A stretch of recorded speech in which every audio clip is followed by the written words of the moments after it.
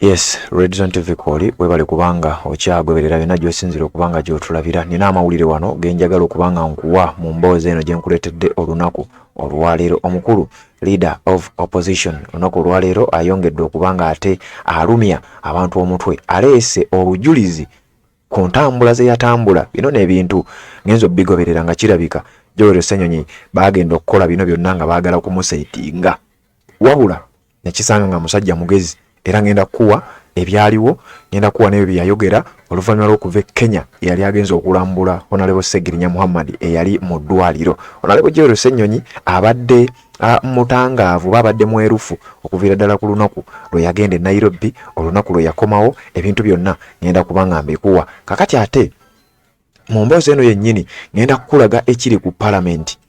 Ku Parliament bayiyeewo amagye, bayiyeewo deployment ey'amaanyi ekika ekyawaggulu, ogenda kubitegeera.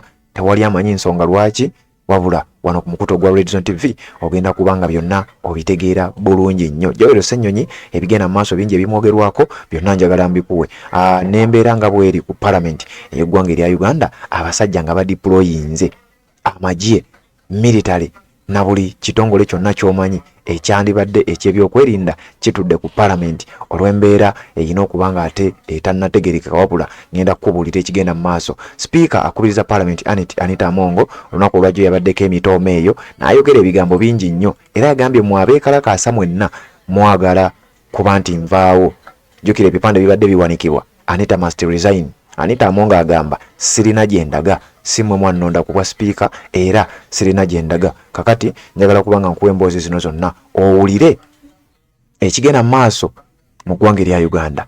Honorable Joel Ssenyonyi Basekezi olunaku lwe yagenda mu ggwanga erya Kenya mu kibuga Nairobi okulambula ku Segirinya Muhammad, yali leader of opposition mabegakaawo mwaka guno nga gutandika, myezi egy'emabegaawo, mwezi gwalinga gwa kusatu.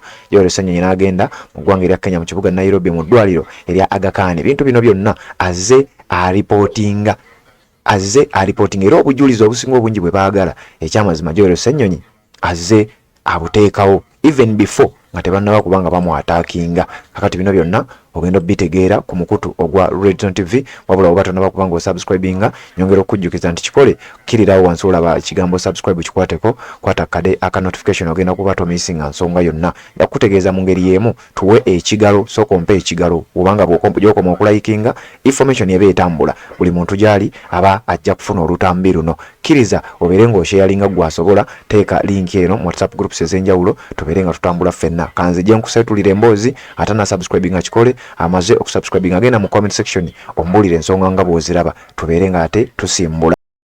Assalamu alaikum wa rahmatullahi wa barakatuh. Amanya n'eddoboozi Haji Abdul omusomi w'eddua. Nkola ku nsonga ez'enjawulo, emirimu nga gikutataganyeko, ebyenfuna byo nga bidobonkanye, ne oba oli bweru wa ggwanga emirimu gya kucankalanako.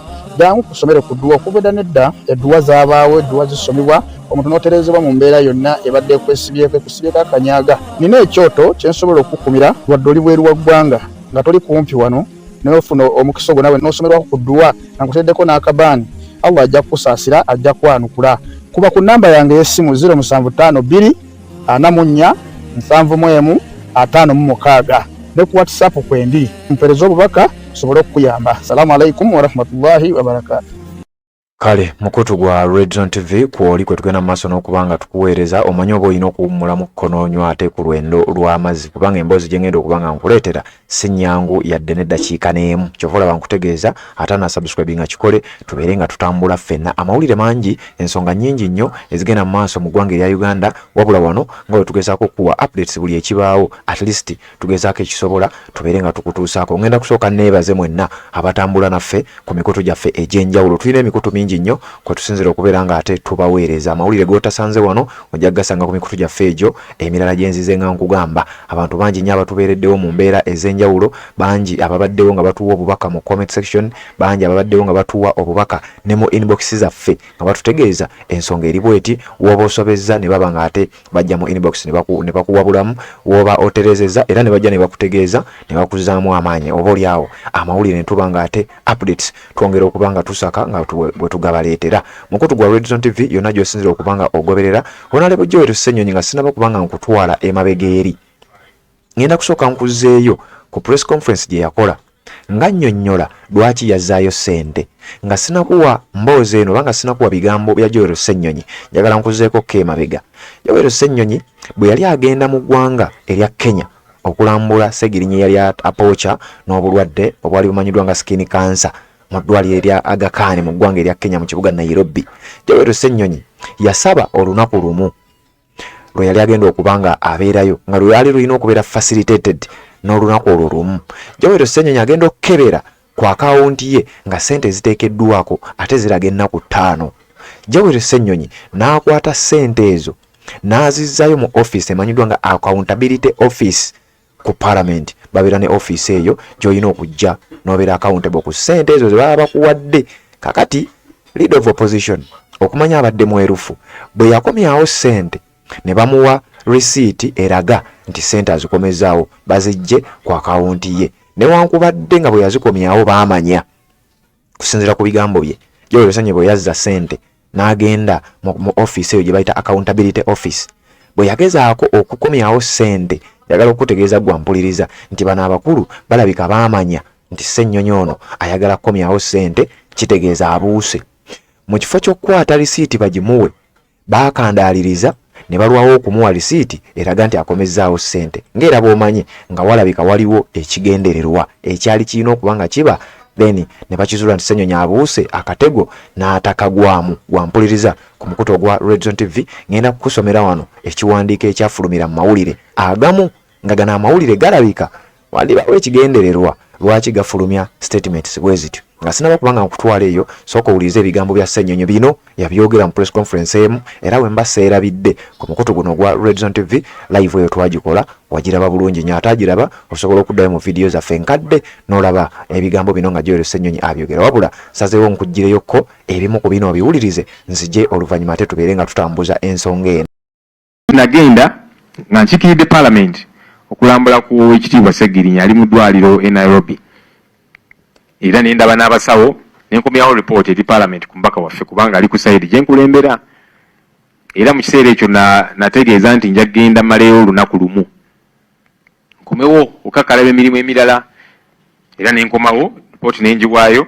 Wayitawo ennaku ne ndaba ku akawunti yange nga kuliko ssente zigenzeeko nga nnyingi okusinziira ezo ezaali zirina okugendako. Waliwo alina kugendawo ssente za lunaku lumu, woteeri n'ebirala n'ebirala, engeri gye nagenda ku mirimu emitongole egya parliament. Naye ate nalaba nga bataddeko ssente za nnaku 5.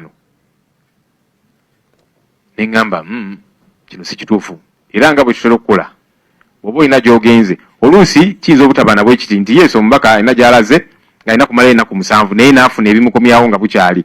Okwata boarding passes n'ozitwala wano, tulina office gye bayita accountability office, n'oziwaayo era ne batabulating ennaku ezayitamu nga toliiyo.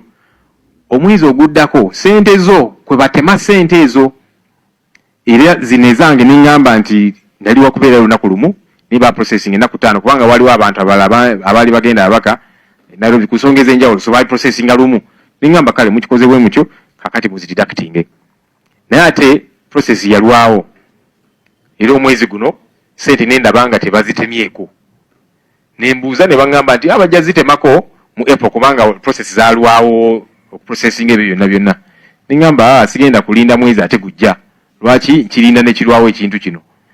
Ne nzijayo ssente ku akawunti yange ez'ennaku 4 ne nzitwala mu accountability office, era ne bampa general receipt eno ya government eno kopi yaayo nga nzizizaayo ssente ez'ennaku 4 kubanga nali Nairobi olunaku lumu. Bwe kirina okubeera bannange, yoyo accountability owa ddala.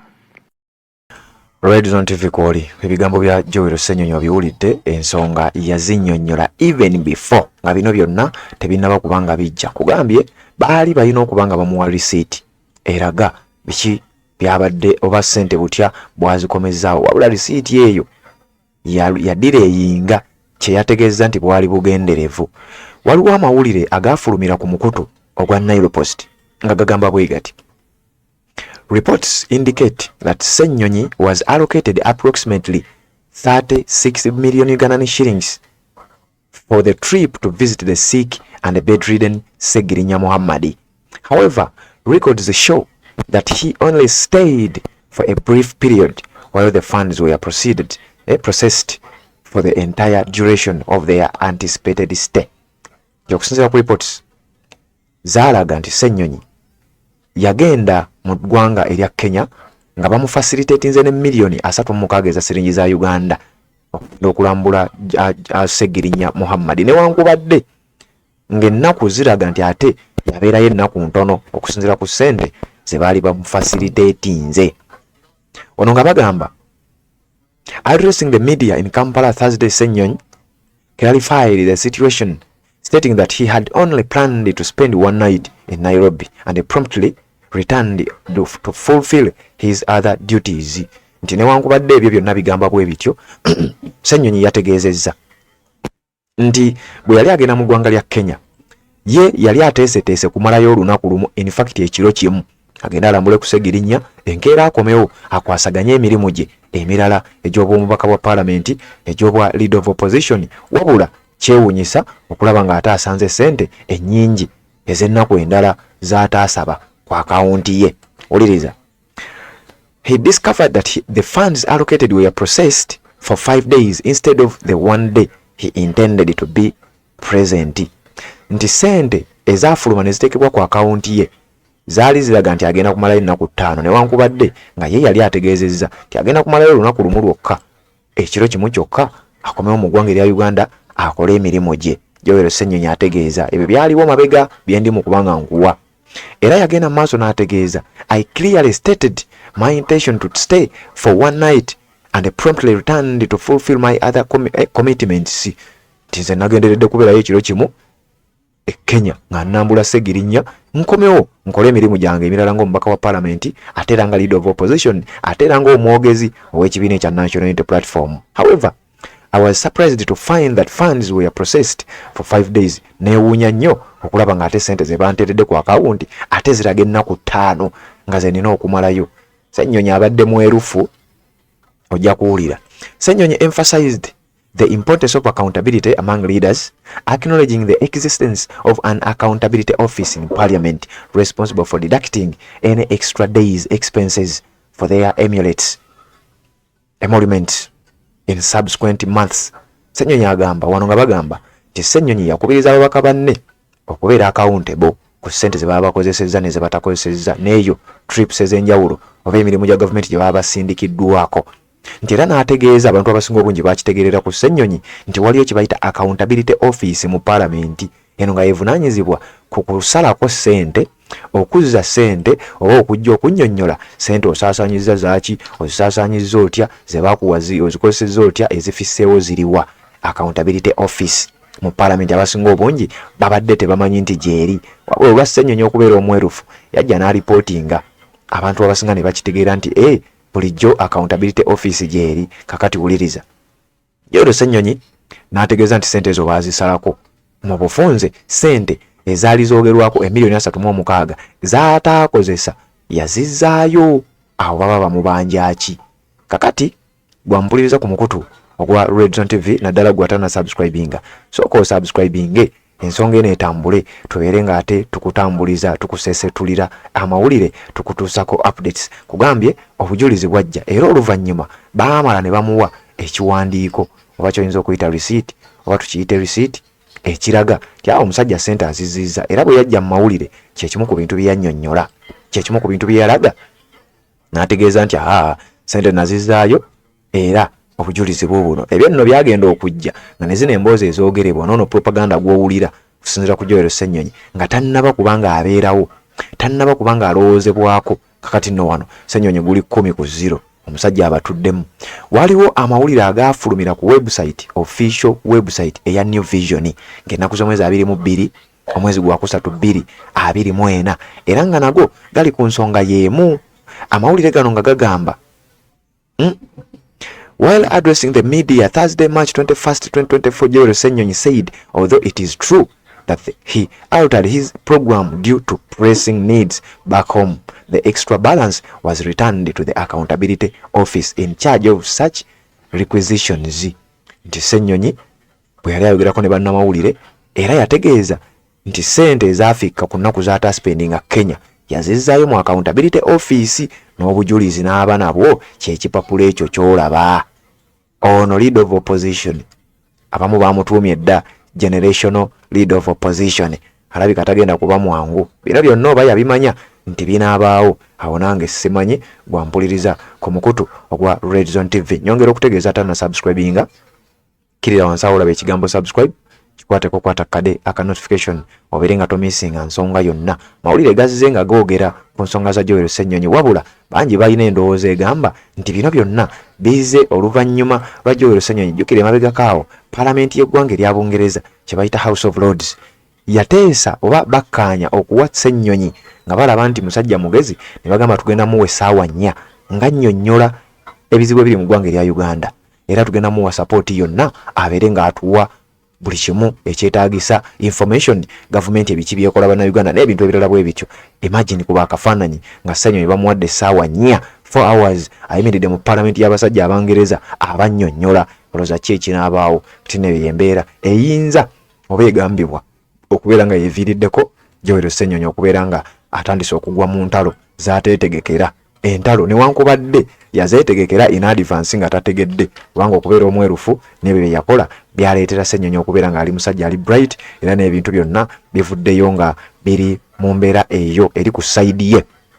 Akubiriza Paalamenti Anita Among emabegako awo yavaayo n'ayimiriza Paalamenti ne bagisuspending oba we tuba tukiyita, ne bategeeza nti bajja kudda batuule naku z'omwezi ndowooza zijja kuba 31 bwe mba seerabidde date. Omwezi guno gwennyini kitegeeza lwe Lwokuna lwe Lwokusatu olwa wiiki eno, wabula nga ne bannayuganda bano ba Generation Z lwe bategese okudda ku Paalamenti okwekalakaasa okulaga obutali mativu bwabwe n'enguzi. Bano bagamba tetugenda kuzikiza, era okwekalakaasa kigambibwa nti kugenda kuddamu ng'ennaku z'omwezi 31 omwezi guno gwennyini ogw'omusanvu bagenda kujja ku Paalamenti n'ebipande byabwe ebigamba nti Anita must resign, newankubadde bwe yabadde mu district ey'Emitooma ewava deputy speaker we yategeezezza, sirina gye ndaga, si mmwe mwannonda, sirina gye ŋŋenda okuggyako ekisanja kyange eky'emyaka 5 nga speaker bwe kinaaba kiweddeyo. Omukama wange Yoweri Museveni mu gavumenti y'abavubi n'asalawo obutankomyawo awo wokka wemba sijja kukomawo. Naye muba nga mwekalakaasa. Anita Among yabadde ayogera lutambi olondooza ndukulaze ku mukutu gwaffe guli omulala. Yategeezezza nti abeekalakaasa bonna bakolera bazungu, nti era abazungu be bafandinga okwekalakaasa kuno. Ejjukira buli muntu amanyi nti yeenyigidde mu kwekalakaasa ng'oli ku mukutu guno onanjulira, oyina facilitation gwe wafuna yenna ng'afa mu bazungu, oba oli awo gw'onaatubuulira. Speaker Anita Among yagambye engeri gye kiri nti abeekalakaasa mwenna muwagirwa abali b'ebisiyaga be babateekamu ssente lwa nsonga baagala okulwanyisa obuwangwa bwaffe. Ffe tetukkiririza mu bisiyaga. Kati ababafandinga kati no wano abaana bwe beebuulizza nti kati kyogamba abatufandinga be baleese enguzi eyitiridde mu Paalamenti. Ebyo byonna bigenda mu maaso. Speaker Anita Among yayogedde mu ngeri ey'okubalata akatambi nga taddeyo ku mukutu gwaffe guli omulala. Nja kukusaba ayagala okukalaba ogendeyo bw'oba nga tewakalabye mu byatambudde olunaku olwajjo gwampuliriza ku mukutu ogwa Uganda 1. Atana subscribing era nyongera okujjukiza nti kikole mangu okkirira wansi awo olaba ekigambo subscribe kikwateko, kwata kade aka notification ojja kuba tomissinga nsonga yonna. Tujja kuba tukutuusaako amawulire gonna nga bwe gaba gatutuuseeko. Ekiri ku Paalamenti, amagye ebitongole by'okwerinda biyiiriddwa ku Paalamenti mu ngeri ey'okutiisa etategeerekese kwevudde. Abamu ku babaka ba Paalamenti, omubaka amanyiddwa nga Alan Mayanja Sebunya, ono nga yakiikirira abantu ba Nakaseke Central, ayiseeko ku Paalamenti agende nga omanyi nti omubaka wa Paalamenti yenna abeerayo ne office. Ayinza okuba nga alina emirimu gye gye yandyagadde oba oli awo okukola mu office ye, wabula atutegeezezza nti Parliament is sealed off.